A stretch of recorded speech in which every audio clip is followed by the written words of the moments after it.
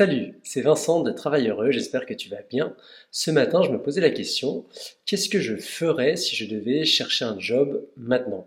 Donc aujourd'hui, je vais te partager les 5 étapes exactes par lesquelles je passerais si je devais me mettre en recherche d'emploi maintenant. La première étape, c'est savoir ce que tu veux évidemment, mais surtout ce que tu veux pas, et d'ailleurs commencer par là. Je te donne un exemple très concret si tu devais faire le tri dans tes vêtements. Tu peux te demander d'emblée, ok, qu'est-ce que je veux garder?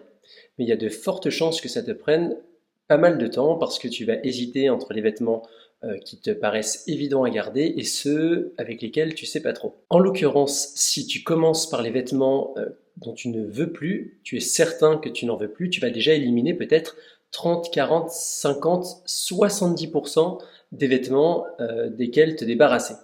Donc ça va te faire gagner énormément de temps puisque derrière tu vas te concentrer sur la minorité des vêtements qui restent, entre ceux où ça va te paraître évident de les garder et ceux où tu hésites. Donc avant de vouloir changer de job, il est hyper important de savoir, soit dans ton emploi actuel ou ton précédent, ce que tu ne pouvais plus supporter. Déjà, ça va te faire gagner énormément de temps.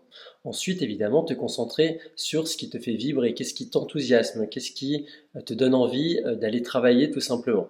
Donc il y a évidemment ce qui va te plaire, et il y a aussi ce dans quoi tu es bon, ou en tout cas tu as du potentiel. Donc pour ça, il y a différentes méthodes, mais une qui est assez simple, assez efficace, c'est celle de l'ikigai. C'est globalement se demander ce dans quoi tu es bon, ce que tu aimes, ce pourquoi tu pourrais être payé et suffisamment payé par rapport à tes ambitions.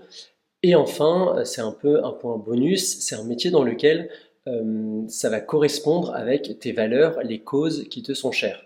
Donc il y a plein de choses sur Internet concernant ce principe de l'ikigai, mais je t'invite à t'y intéresser parce que ça te permet vraiment de mieux te connaître. Enfin, la dernière astuce par rapport à ça, c'est de tout simplement demander à 4-5 personnes autour de toi, que ce soit des proches ou des collègues, des anciens collègues, quelles sont tes qualités, qu'est-ce qu'ils pensent de toi tout simplement. Et c'est intéressant de recroiser différents contextes d'ailleurs. Et globalement, tu vas agréger les résultats de ce qu'ils vont pouvoir te dire et sûrement dégager des grosses tendances. Donc il y a sûrement des choses que tu sais déjà et ça va te les confirmer.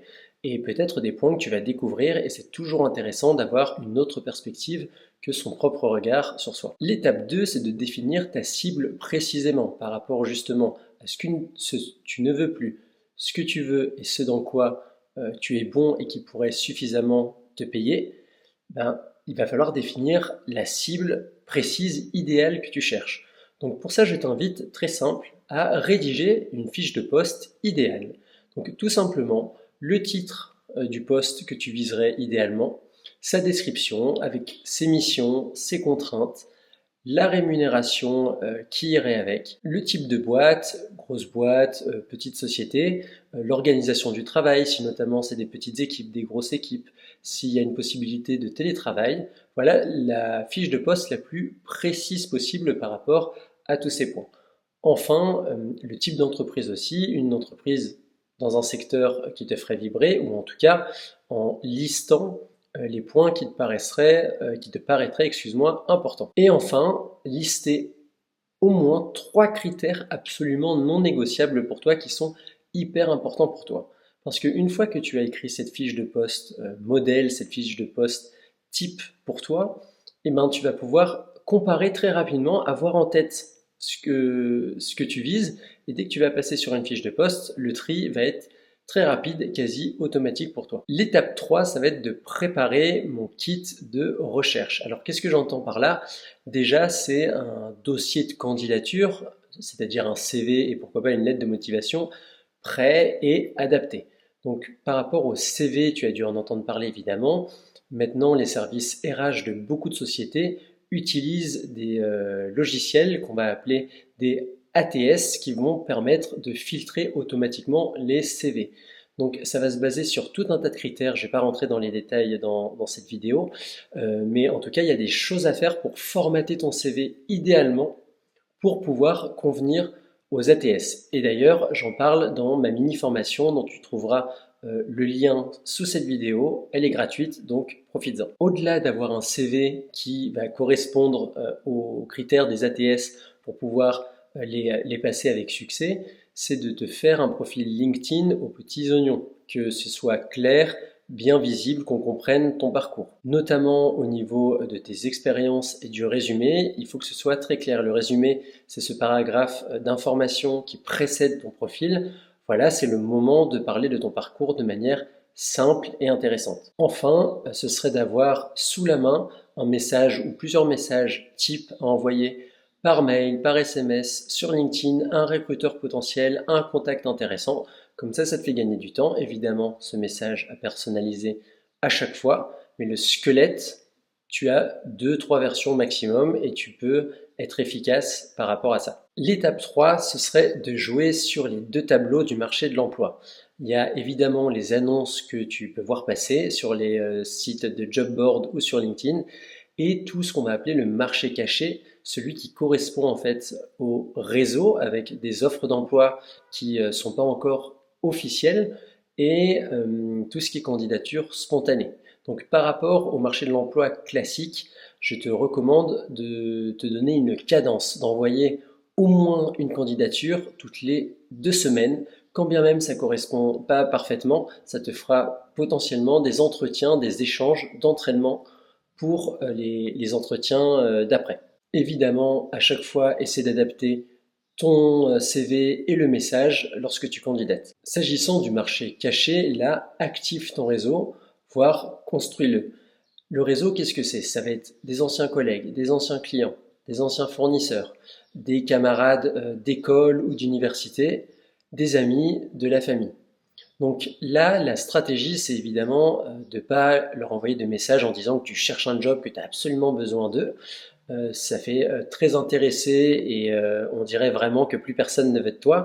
C'est plus prendre des nouvelles et prendre également des informations. Par exemple, mettons que tu veuilles travailler dans le secteur agroalimentaire, contacte les gens qui travaillent dans ce secteur que tu peux connaître de près ou de loin et tout simplement leur demander des informations sur les tendances du marché, du recrutement.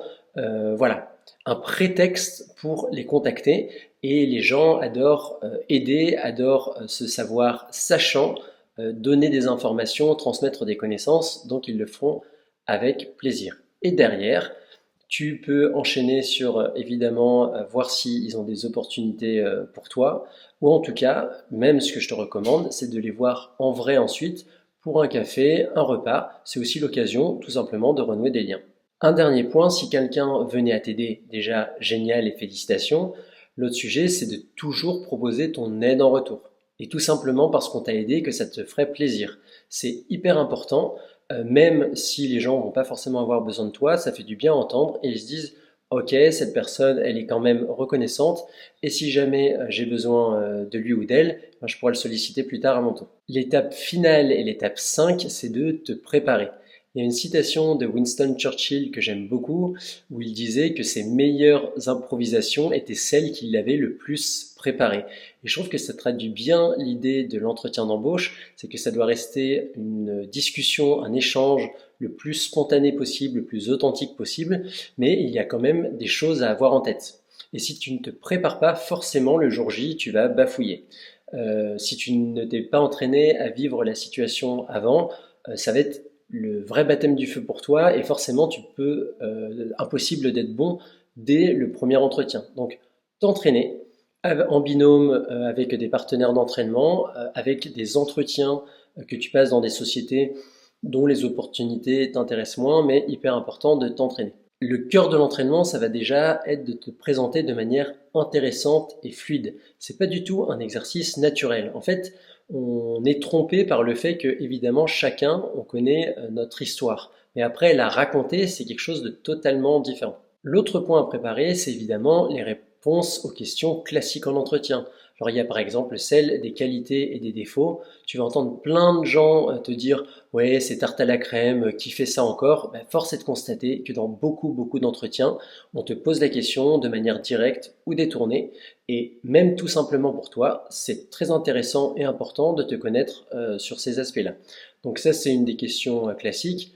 Il y en a d'autres. Je t'invite à les préparer et savoir quoi répondre le jour J et surtout en donnant toujours des exemples en illustrant tes propos. Il y a aussi évidemment toi préparer tes propres questions à poser parce qu'un candidat qui n'a pas de questions, ça fait pas professionnel et on a l'impression que tu t'intéresses pas du tout à la société dans laquelle tu postules. Donc ces questions, prépare-en au moins trois, des questions bien réfléchies, bien pensées. Et soit tu vas avoir l'occasion de les poser en cours d'entretien, ça c'est idéal parce que ça veut dire que l'échange est fluide et que c'est une vraie discussion.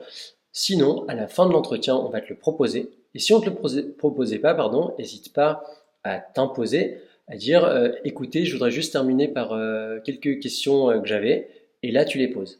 Et c'est d'ailleurs une excellente façon de conclure avec au moins une question que je te donne, c'est de savoir quelle va être la suite du process. Ça fait professionnel, tu te projettes et on va pouvoir te donner au moins une échéance, te dire on vous répond d'ici une semaine, au moins t'es fixé et même pour toi c'est très important. Comme ça, tu sais que si au bout d'une semaine, même si tu relances, etc., on ne te répond pas, c'est qu'a priori cette opportunité n'est plus viable et tu peux passer à autre chose. Voilà, si je devais me mettre en recherche d'un job dès ce matin, les 5 étapes précises et chronologiques par lesquelles je passerai.